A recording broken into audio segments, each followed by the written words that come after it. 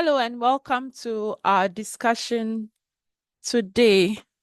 We want to discuss the promotion strategies, right? And this will be the last of the marketing mix, right? We've done product, we've done price, we've done place, and then now we want to look at the promotion strategies. So by the end of this discussion, you should be able to explore the role and importance of promotional tools in marketing. We should be able to describe the elements of the promotion mix, and then we should be able to develop strategies for integrated marketing communications. Okay. So let's go straight to business.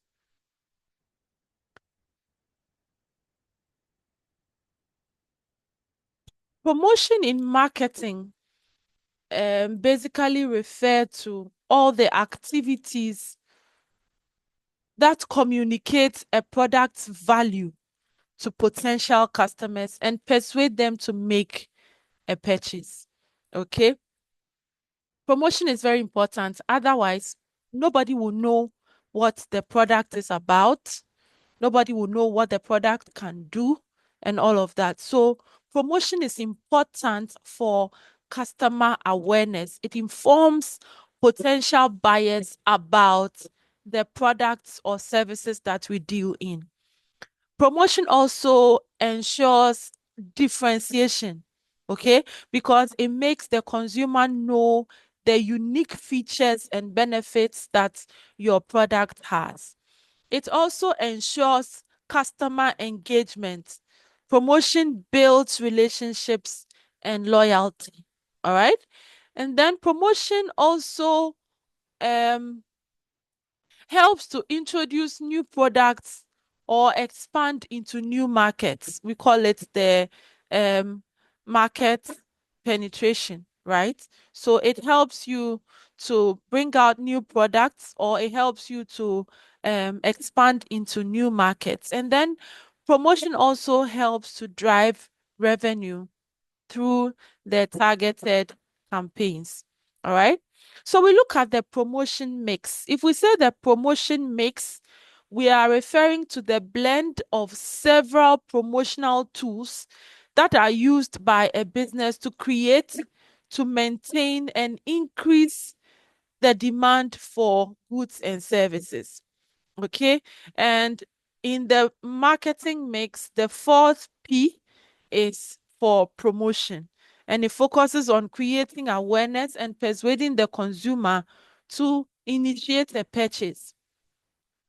So the promotion mix is an integration of advertising, personal selling, sales promotion, public relations, and direct marketing. So all of this together form the promotion mix. And we can see it here in the diagram. You have advertising, personal selling, sales promotion, public relations, and then direct marketing. So we'll take each of them and discuss. Advertising is the use of paid media by a seller to communicate persuasive information about its product, services, or the organization. Okay, so advertising is a very potent promotional tool. It can take many forms. It can take a national form, it can take a regional form, it can take a local form, it can take um the form of the consumer, industrial, retail, product, brand, institution. Advertising can take a lot of forms. Okay.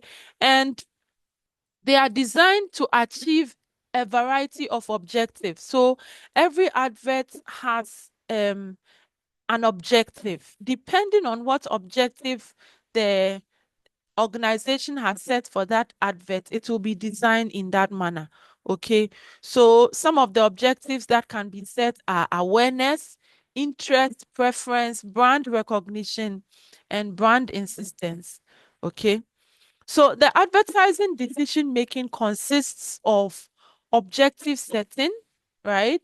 Then budget decisions, the message decision, then you have your media decision, and then the effectiveness of the ad, which is an evaluation. All right. So you don't just get up and place an ad. You have to first think about the reason for creating the ad. What objective do you want to meet? All right. Then you think about your budget. How much can you afford? All right. One of these days, you perform an experiment. You see that it's very expensive to advertise on the traditional media platforms. Okay. So you would want to look at your budget, and then if you're okay with the budget, what message are you sending across? Once you decide on the message you want to send across, you now discuss or think about the media you want to use. All right. Would you want to use social media, the traditional media? If you pick the traditional media, which of them? If you want to use social media, which of them? Okay. So you also make the media decision, and then after everything, you also evaluate the effectiveness of the ad. Were you able to meet your objective like you set out to? Okay. Then we have types of advertising. We can have financial advertising, product advertising, corporate advertising, and then direct response advertising. Okay. So with financial advertising, it's targeted towards the fund attraction channels. So you want the organization to be able to attract investors. Okay. So if you want the organization to attract investors, then you plan for financial advertising. Okay. And then if there's also product advertising, which is one of the very common ones that we have, where you have a product, you want consumers to know about your product, and so you place an ad, right? So product advertising is mostly is the most like it's one of the commonest types of advertising that organizations would do. Okay. Then you have the corporate advertising, which acts as a powerful tool for giving the confidence of prospects and clients and save boost so that they are able to get the true picture of your brand's capabilities and the product's features. Okay, so this time you're advertising the organization, your strengths, what you can do, all right, what you are involved in, and all of that. So the main objective of corporate advertising is to give your prospects or your clients the confidence they need to be able to do business with you. All right. Then you have the direct response advertising. This type of advertising involves encouragement that makes the prospect put in its general detail like the name, email, and in most of the cases, by the time you are done with the direct response advertising, you are likely to have closed a sale or at least got the contact of someone who is interested in your product. Okay, so that's the direct response advertising, and that helps you to collect information from your clients. Then we have sales promotion. Sales promotion covers those marketing activities that's marketing. Oh, no, sorry. So sales promotion covers the marketing activities that advertising, publicity, and personal selling are not able to attend to. Okay. Sales promotion stimulates the consumer, or they stimulate the customer so that the person makes a purchase. All right. So sales promotion involves most of the times short term and non-routine intense incentives. All right. So if someone runs a sales promotion, it's very unlikely that they'll run the sales promotion for a year. It's not possible. So for every sales promotion, you realize that it is short term and it's not a routine. Okay. So it can be offered to dealers as well as consumers, right? So there are some popular methods of sales promotion, right? You can have a demonstration where you show what the product can do, and then based on what people see, they buy. And at that event, you give them at a reduced cost. Okay. You can also have trade shows, you can have exhibitions. All right. There's also exchange offer, seasonal discount, free service, you can give gifts, or you can have contests. And all of these are forms of having your sales promotion. So let's look at some of the characteristics of a sales promotion. Excessive use of sales promotion is likely to affect the company negatively. Why? Because during the sales promotion, prices are reduced. Okay. So if consistently you are selling at a reduced price, what it means is that it can affect your profits, and people may start to think twice about the product, because if it's a good product, then you will not consistently be having sales promotion to sell it. Okay, so excessive use of sales promotion can affect the reputation of your business. Okay, um it is taken as supplementary to advertising and personal selling efforts. So sales promotion is an addition or a supplement to advertising and personal selling. That is not to say that without sales promotion you cannot advertise. As you are advertising and as you are doing personal selling, sales promotion can also be an activity that you are doing on the side. Okay. It involves all the promotional efforts other than advertising, personal selling, and then publicity. So you can have short-term incentive schemes or plans offered to buyers and all of that. Okay. And it is non-routine. We have said this already. It's non-routine. It cannot be that all time, all year round, you're having sales promotion. It's not possible. Okay, so some of the examples of sales promotion, you have a free sample, you can have a free gift, price discounts, buy one, get one free offer, joint promotion. All of these are examples of sales promotion. Then we have personal selling. Personal selling here includes face-to-face personal communications and presentations with prospects. Okay, so you have a potential and actual customer for the purpose of selling the product. So here there you have a conversation, a personal conversation, and possible presentation of your product with the customer. Okay, and this is considered as highly effective and a costly tool of market promotion. Why? Because this time the consumer is right in front of you, and then you are giving them a presentation, or you are engaging in a personal conversation with them that is likely to persuade them to make a purchase. All right. So in the personal selling process, you have the first step as prospecting, then you qualify a prospect, then there's the pre-approach, then you have the approach, and then the sales presentation and demonstration.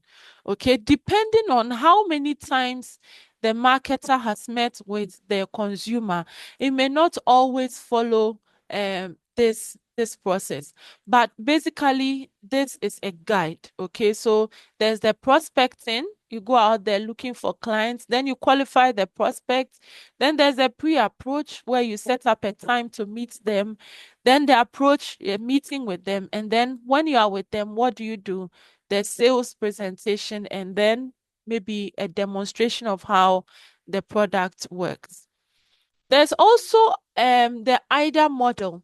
Okay, the AIDA model says the first step is the attention stage, then it is followed by the interest stage, then the desire stage, and then the action phase. Okay, the attention stage is where the consumer becomes aware of a product, okay, through advertising. Then from the attention stage, you move to the interest stage where the customer now wants to know more about the brand, the benefits, and how the brand fits with their their style. Okay. Then the consumer develops a favorable disposition towards the brand, after which the consumer now forms a purchase intention, shops around, engages in trial to make a purchase, or engages in a trial as it makes use of the product or a sample, and then finally makes a purchase. Okay. So for the marketer, what you are supposed to do is first secure the attention of the consumer. And this can be done in a lot of ways. Okay. So once you secure the attention of the consumer, you ensure that you keep that attention, or you hold it through interest. Get them to be interested in what you are doing. All right. Arouse their desire, create confidence and belief in them about your product. And then from all of this, you are likely to secure a decision and an action where the customer has now decided to make a purchase. All right. And once they make the purchase through their action, you now create satisfaction through the after sales service. Okay. And ensure that the customer is satisfied with the product they got from you. There's also public relations. All right. As part of the promotion mix, you have public relations. And public relations consist of news stories, events, and features that are considered as more real, and therefore the readers can consider them. Okay. So, for example, somebody wants to buy from your organization. They may not really watch adverts on a product. They may want to know how employees are treated. They may want to know the activities that go on within the organization. Okay. And those small stories that they hear about the organization is what will keep them interested in the organization, and will cause them to make a purchase. Okay.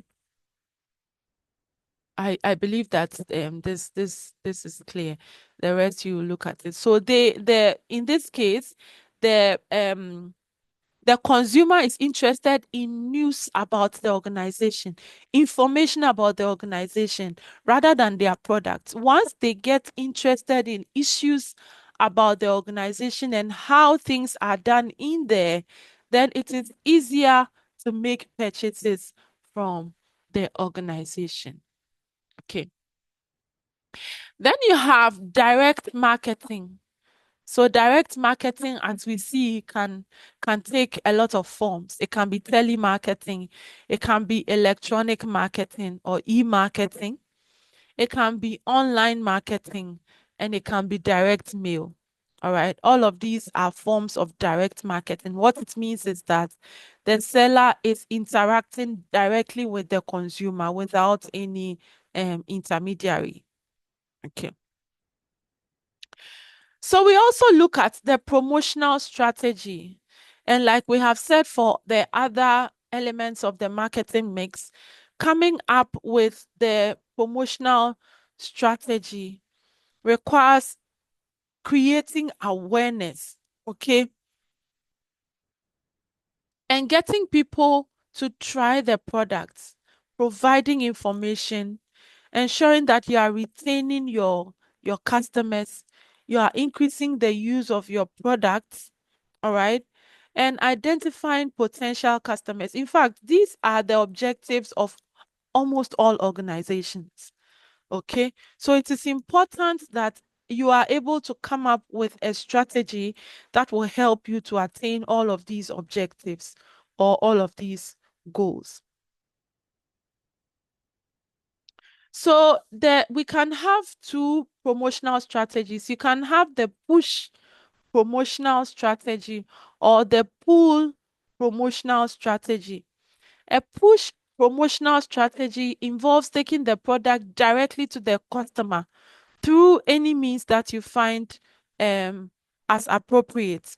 Okay, and ensuring that the customer is aware of your brand or of your product.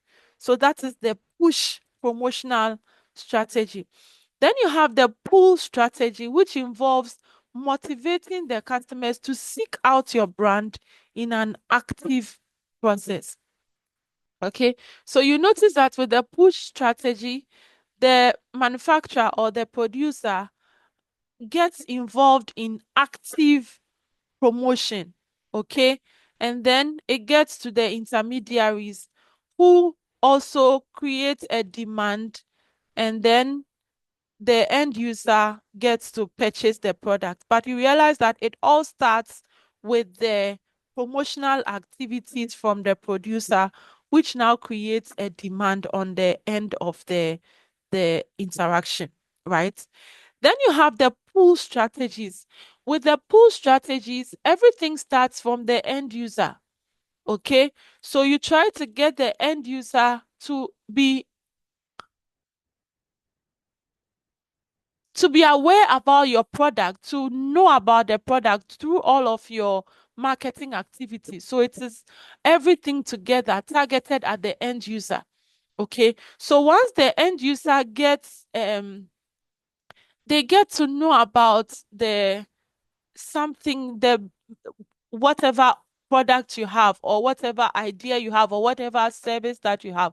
Once the end user gets to know about it, they now push.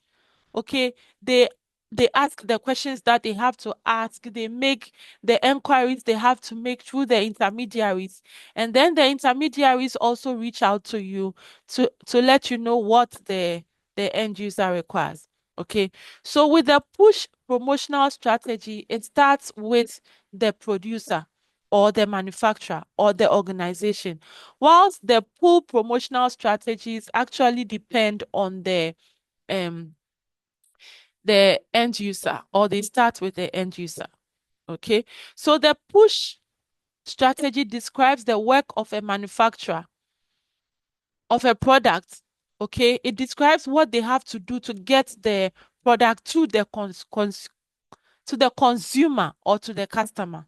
Okay, and this involves setting up distribution channels and persuading middlemen and retailers to stock their products. So the push strategy puts a lot of work on the manufacturer or on the organization. Okay, then on the other hand, the pull strategy requires that the customer actively seeks your product. Okay, they place orders, they want to get your product, they are asking for their product, bring it, and all of those things. So that is what pushes the intermediary, okay, to also reach out to the manufacturer for the product. Okay, all right. So this is what we have here with the push and pull. I believe that we have done justice to the explanation. We'll discuss this in detail um in class, okay? But with the pull strategy, you realize that it is the customer that reaches out, okay? The customer reaches out to the retailer, and then the retailer reaches out to the manufacturer, all right? And then the customer makes a purchase.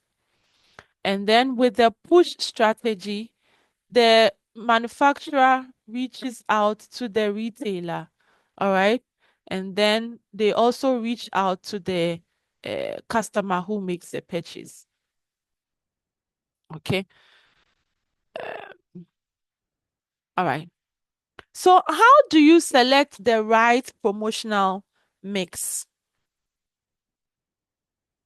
There are some factors to consider. First, you look at your target audience, right? What kind of communication uh, will best serve their purpose? How will you reach your target audience? So you have to check their demographics, how they behave, their preferences, okay? Which of the social media platforms they are on, in a case that you have chosen to do social media ads, right? If you want to use the traditional media, you want to check how they relate with all the available options. Okay. You want to look at the nature of your product. What's the complexity of the product, the life cycle of the product. Okay. You also want to look at your budget, right? How much do you have? Can you afford whatever uh promotional mix you are going in for? You also want to check the market conditions. Okay. What is happening in the market? What is competition doing? All right. And then based on all of these factors, you can come up with a very good promotional mix for your product. So you analyze the audience and the objectives, then you evaluate the promotional tools which will be effective for the target market.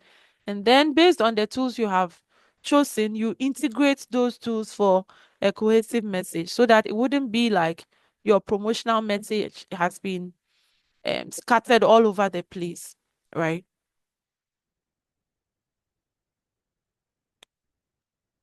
So developing an integrated marketing communication strategy. So an integrated marketing communication strategy is a unified approach. We have been saying this for all the elements, right? This is a unified approach to delivering a consistent brand message across all channels and tools. Okay. It is important that you have a unified approach so that the efforts are not scattered all over the place. All right. So you need to understand your target audience, identify and define the objectives. Then you craft a consistent message. Okay. You select your channels and then you see how, or you monitor and adjust based on the results that you get.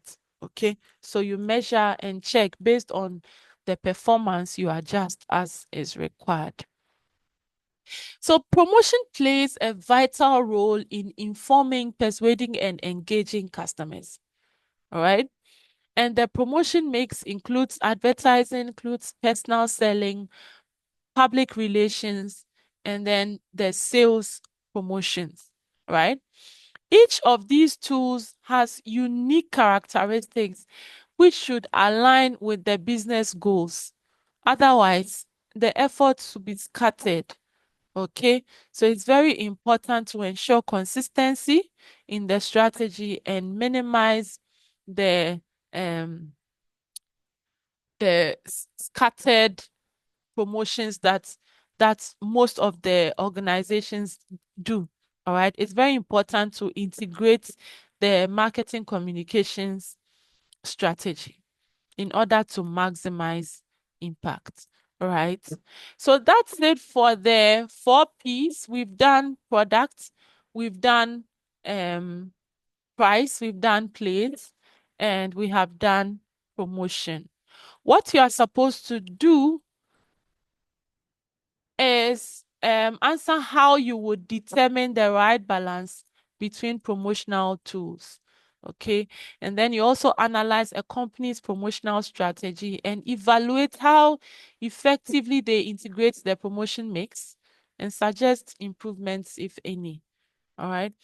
Thank you very much. We'll meet again for the last session. Thank you and bye bye.